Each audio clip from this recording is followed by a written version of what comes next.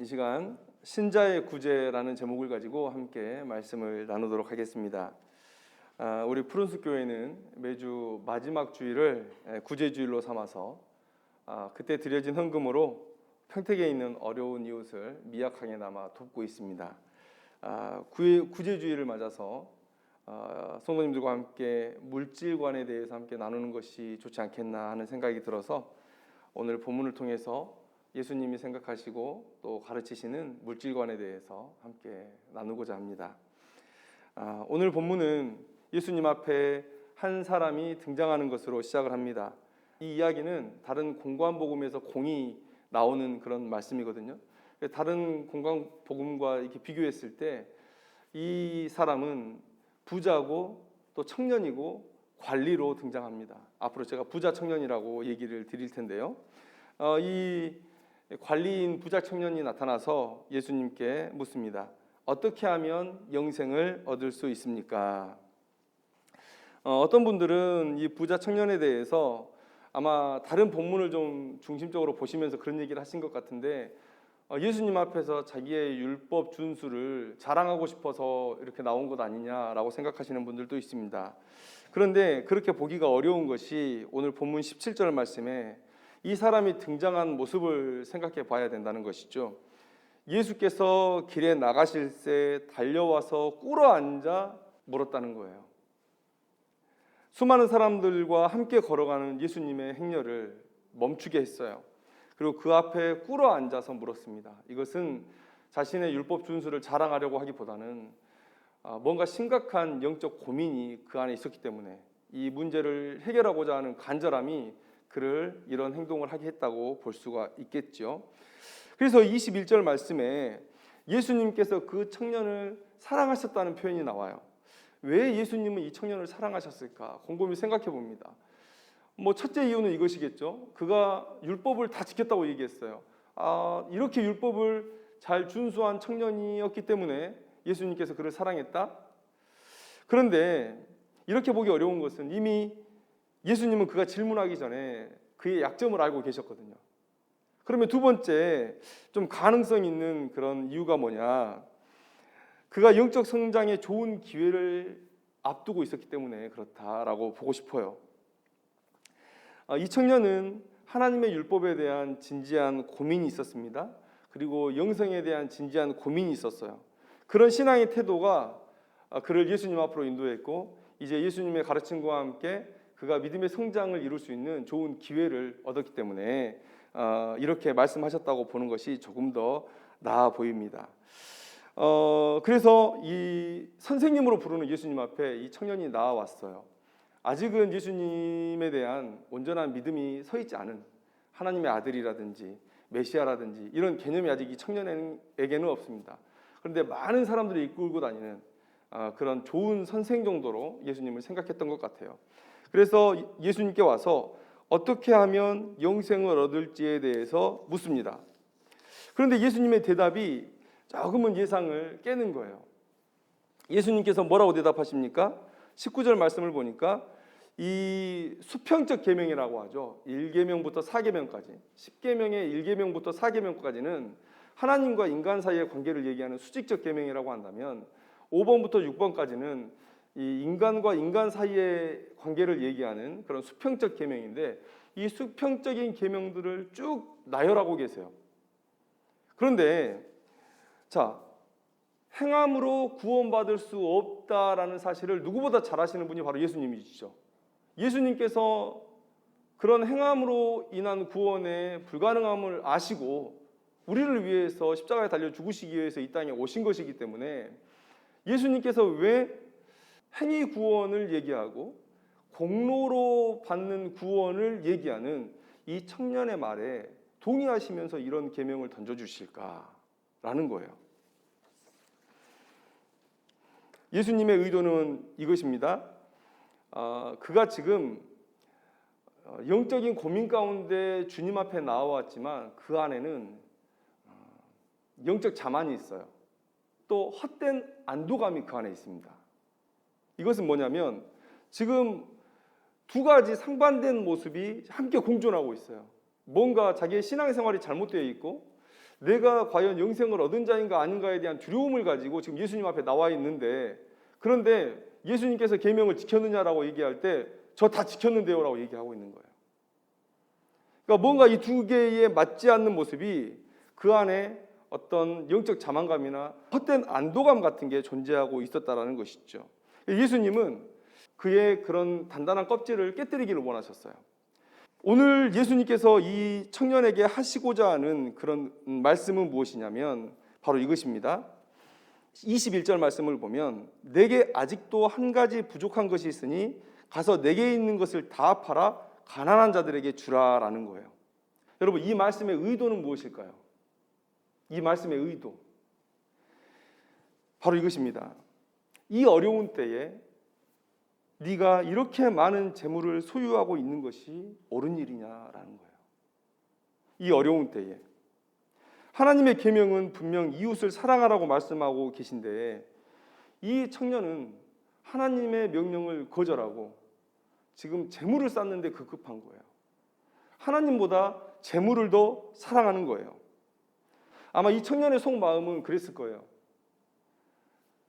영생에 대한 질문을 던졌을 때 돈 빼고 나는 뭐든지 다 할 수 있다. 근데 예수님은 그 속마음을 아시고 그 돈을 내려놓아라 라고 지금 말씀하시는 것이죠. 오늘 우리는 이 예수님의 말씀에서 두 가지 교훈을 얻고자 해요. 첫째는 구제는 하나님의 명령이다라는 거예요. 하나님의 백성이라면 당연히 자신의 물질을 들여서 남을 돕는 이 구제를 해야 된다는 것이죠. 오늘 21절에 예수님의 지적은 아까 말씀드린 대로 책망의 의도가 담겨 있다고 말씀드렸어요. 하나님을 섬기는 자라면 그렇게 살아서는 안 된다는 것이죠. 구제에 대해서 하나님께서 신명기 15장에 귀한 말씀을 우리에게 주고 계십니다. 신명기 15장 7절 8절을 보면 내 하나님 여호와께서 내게 주신 땅 어느 성읍에서든지 가난한 형제가 너와 함께 거주하거든 그 가난한 형제에게 내 마음을 완악하게 하지 말며 내 손을 움켜쥐지 말고 반드시 내 손을 그에게 펴서 그에게 필요한 대로 쓸 것을 넉넉히 구워주라 라고 말씀하고 있어요. 여러분, 예수님 시대에 이 빈부의 격차가 상당히 심했다고 얘기해요. 우리가 어디서 그것을 엿볼 수 있냐면 세례 요한이 자기에게 나온 자들에게 한 말을 통해서 우리가 예수님 시대의 그 경제적인 상황을 조금 엿볼 수가 있습니다. 뭐라고 얘기했습니까? 세리들은 부과된 것 이외에 더 많은 세금을 걷어갔다는 거예요. 지난번에도 말씀드렸지만 많이 걷어가는 사람들은 20배까지도 걷어갔다는 거예요. 이게 말이 안 되잖아요.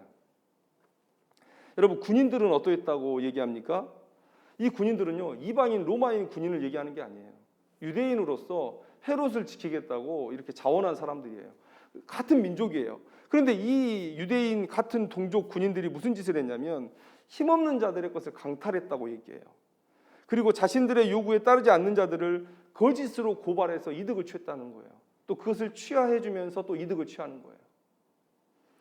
이런 어려운 삶이다 보니까 일반 백성들 사이에서 나눔이 사라져 버렸어요. 그래서 정말 이런 명령을 해야 될 정도인가 싶을 정도의 명령이 나오는데 그게 뭐냐면 옷 두 벌 있는 자는 없는 자와 나누라는 거예요.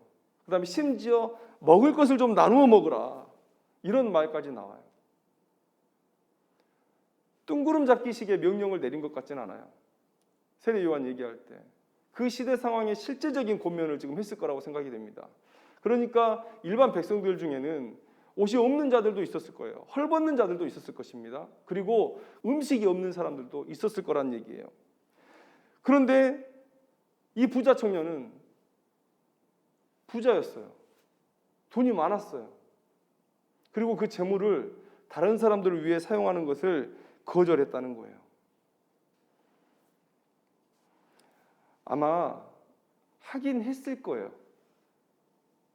이 부자 청년의 모습을 보면 하긴 했을 겁니다. 왜냐하면 오늘 본문을 보세요.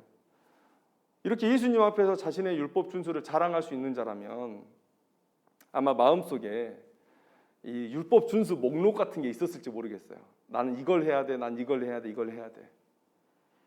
하나님께서 구제하라는 명령은 부인할 수 없는 명령이니까 분명히 했을 것입니다.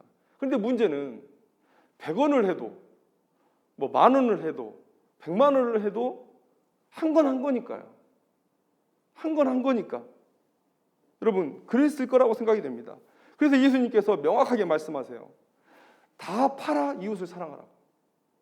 다 팔아서 가난한 자들에게 나눠주라는 거예요. 그러니까 너는 분명히 했을 텐데, 너는 분명히 이웃을 사랑했다고 말할 텐데 그것으로는 안 된다는 거예요.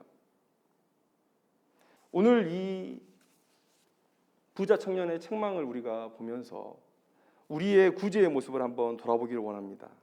과연 우리는 더 적극적으로 다른 이웃들을 돕고 있느냐?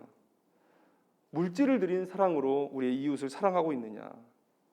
우리의 삶을 돌아보기를 원해요. 여러분, 구제는 사랑의 행위입니다. 사랑의 행위. 하나님은 이스라엘 백성들에게 이렇게 말씀하셨어요. 백성들 간에 이자를 받고 돈을 빌려주지 마라. 전당 잡은 옷도 해가 지면 돌려줘라. 옆에 있는 자가 가난해져서 스스로 종으로 자신을 팔더라도 그 사람을 종처럼 부리지 마라. 품꾼이나 돈 받고 일하는 사람, 품꾼이나 동거인처럼 대하고 희년에 돌려보내라는 거예요. 고아와 과부와 같은 공동체 내에 사회적인 약자를 돌봐라는 거예요. 선택의 문제가 아니라 명령으로 하나님께서 내리신 거예요. 여러분, 내가 돈을 빌려주는데 이자 받는 거 당연한 거 아닙니까? 그죠? 전당을 잡고 돈을 빌려주는 거, 담보를 가지고 돈을 빌려주는 것은 이거 당연한 경제적인 행위예요. 최소한의 안전장치잖아요. 종을 샀는데 부려야죠.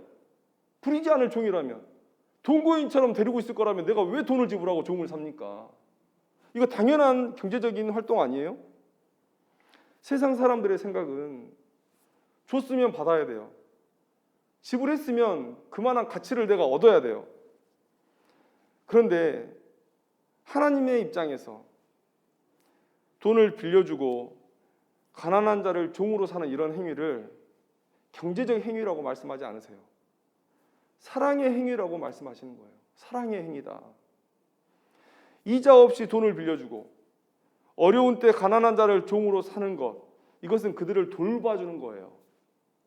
돈이 없으니까, 먹고 살 게 없으니까 지금 돈을 꾸려고 하는 것 아닙니까? 그 어려운 사람을 돕는 거예요. 오죽했으면 자기의 몸을 종으로 팔아서 자기의 신분을 종으로 강등시키면서까지도 연명을 하려고 할까?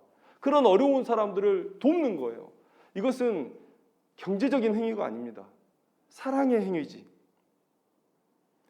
그래서 하나님은 이 구제라는 이 사랑의 행위를 경제 활동으로 생각하는 사람을 자기 백성이라고 여기지 않으세요.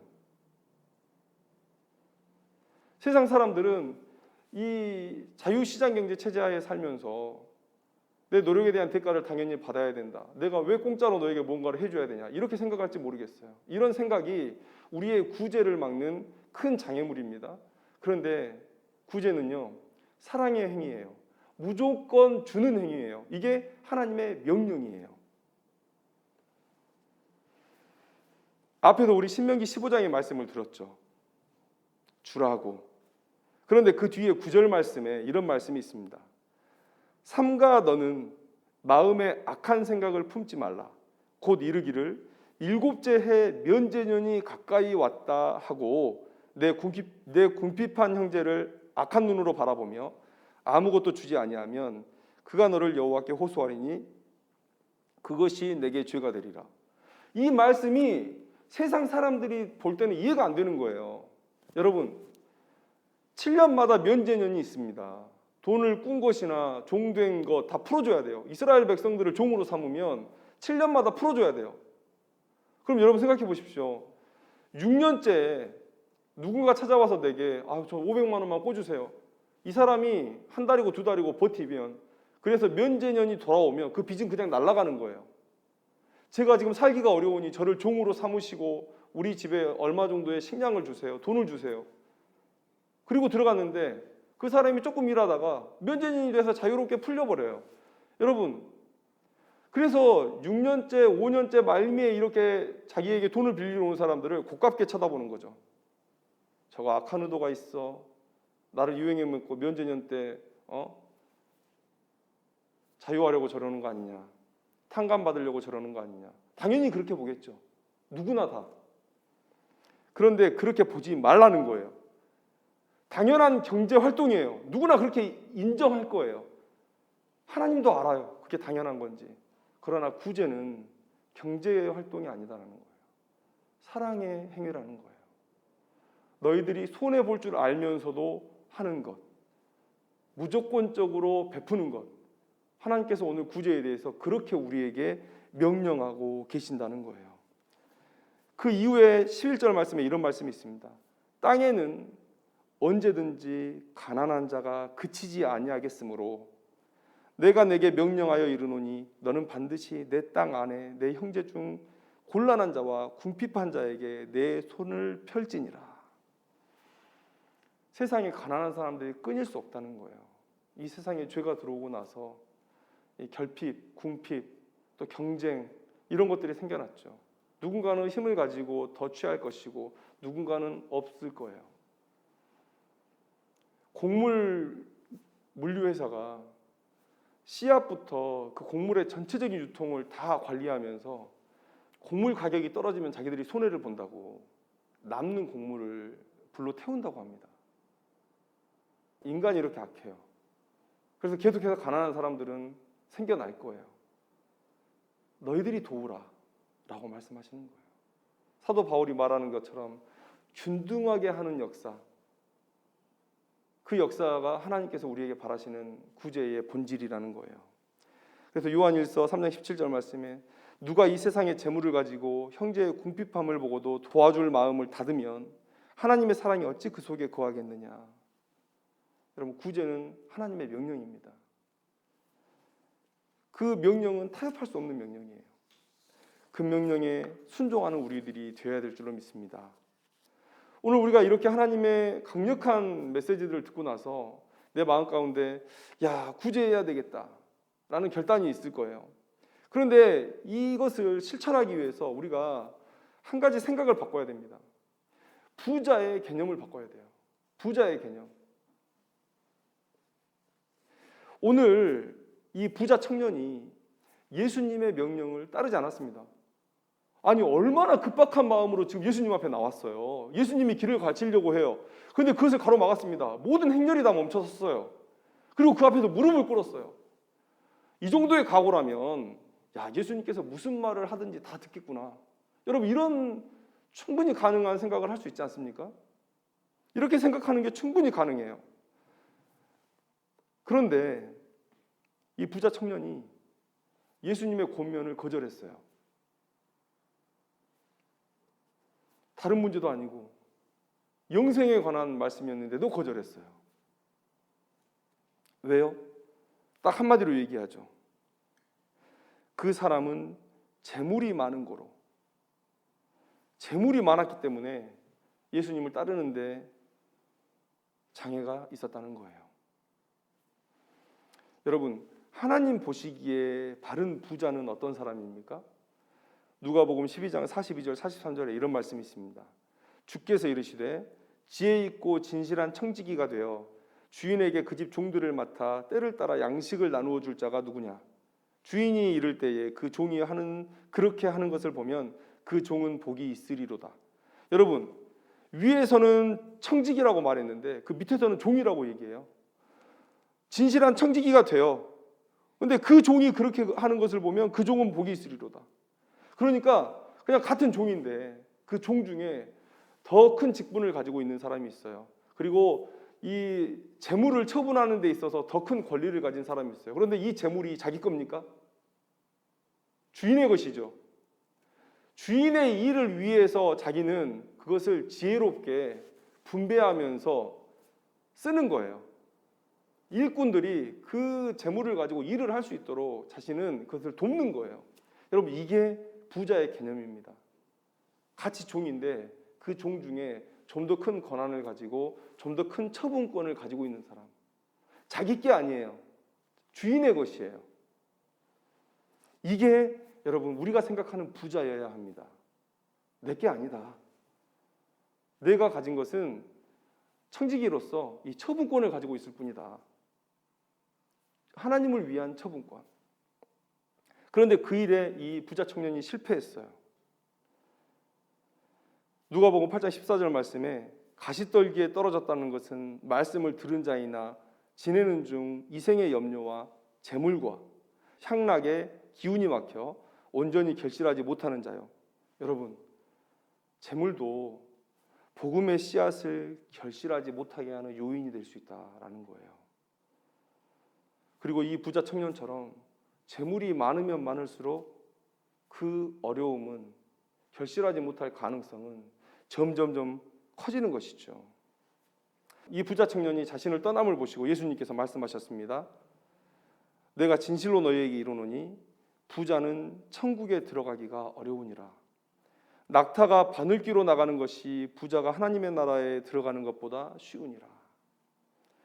여러분, 우리가 한번 생각해 보면 예수님께서 천국에 대해서 말씀하시면서 경계해야 될 것 중에 돈, 부자가 되는 것, 이것만큼 우리를 경계하게 하신 게 없어요. 그런데 우리는 어떻습니까? 예수님의 말씀과는 다르게 부자가 되는 것을 무조건 갈망해요. 무조건 갈망해요. 모든 교회가 똑같이 부유함을 하나님의 복과 동일시해요. 만약에 이렇게 가르치는 교회가 있다면 그것은 타락이죠. 신학의 타락이요, 영적 무지요, 패망을 부르는 행위입니다. 이런 생각을 우리가 가지고 있다면 우리는 이 부자 청년처럼 결정적인 순간에 무너지고 말 거예요. 여러분, 부자의 삶은 십자가의 길이어야 됩니다. 꽃길이 아닌 가시밭길이어야 해요. 왜냐하면 도처에 유혹이 도사리고 있기 때문에 그렇습니다. 오죽했으면 예수님께서 낙타가 바늘귀에 들어가는 것이 더 쉽다고 말씀하셨겠어요. 그만큼 유혹이 많습니다. 이 부자의 삶은 예수님의 말씀을 따르면 이미 먼저 간 수없이 많은 사람들이 쓰러져 있는 그 바늘귀로 걸어가는 낙타의 걸음이라는 거예요. 그만큼 힘들다는 거예요. 그래서 하나님께서 내게 물질을 주신다면 우리는 우리의 탐욕과 욕망의 날뛰임을 어떻게 제어할 것인지 이것을 고민해야 되는 것이죠. 여러분, 이 일이 얼마나 힘들까요? 얼마나 힘들까요? 제가 이런 비유를 한번 들어보겠습니다. 전쟁 중에 있습니다. 그런데 이 전투를 이기기 위해서 누군가는 적전에 가서 뭐 화약고라든지 어디 본부에 폭약을 설치하고 와야 되는 그런 명령을 받았다. 아니면 누군가가 그 적진에 침투해서 그쪽 정보를 우리 본부로 전송해야 되는 그런 사명을 받았다. 여러분, 이런 일이라면 아무나 자원하겠습니까? 아무나 자원하겠어요? 제가 하겠습니다. 물론 용기 있는 사람이죠. 그 용기를 귀하게 생각합니다. 누군가라도 해야 되는 일이죠. 그런데 누구나 다 하지 않을 거예요. 왜냐하면 내 목숨이 달린 일이기 때문에. 또 여러분, 아무나 자원한다고 보낼 수 있는 임무입니까? 실패하면 그만큼 작전의 데미지가 크죠. 전쟁이라는 게 이 시간의 계획이 다 짜져서 가는 거 아닙니까?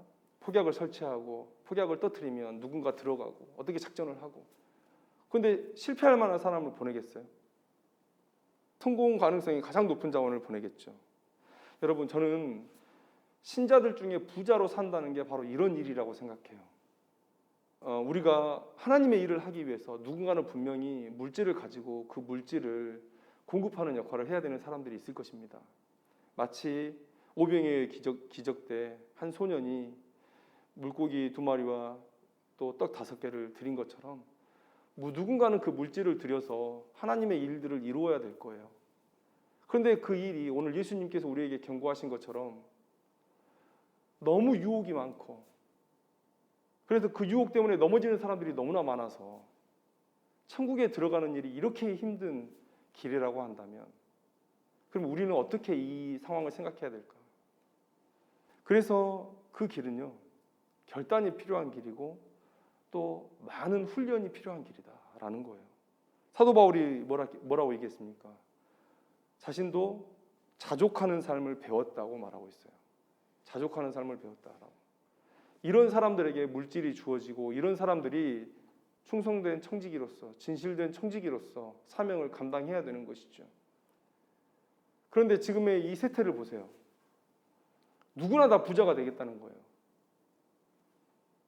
그 사람들에게 정말 이런 진실한 청지기가 될 마음의 각오가 있어서 그들이 부자가 되려고 하는 것인지, 그런 것 같지가 않아 보인다는 거예요. 디모데전서 6장 10절 말씀에 돈을 사랑함이 일만하게 뿌리가 된다. 이것을 탐내는 자들은 미혹을 받아 믿음에서 떠나 많은 근심으로서 자기를 찔렀다. 이렇게 물질에 대한 경고가 성경 곳곳에서 많이 드러나고 있음에도 불구하고 왜 우리는 그렇게 아무 생각 없이, 믿음의 훈련 없이, 결단 없이 부자가 되기를 소망하고 있는가? 부자가 나쁘다는 거 아니에요. 왜요? 여러 달란트를 받은 사람처럼 어떤 사람들은 물질의 달란트를 받아서 그 물질을 하나님의 영광에 위해서 쓸 수 있습니다. 그런데 그런 믿음의 분량에까지 도달해야죠.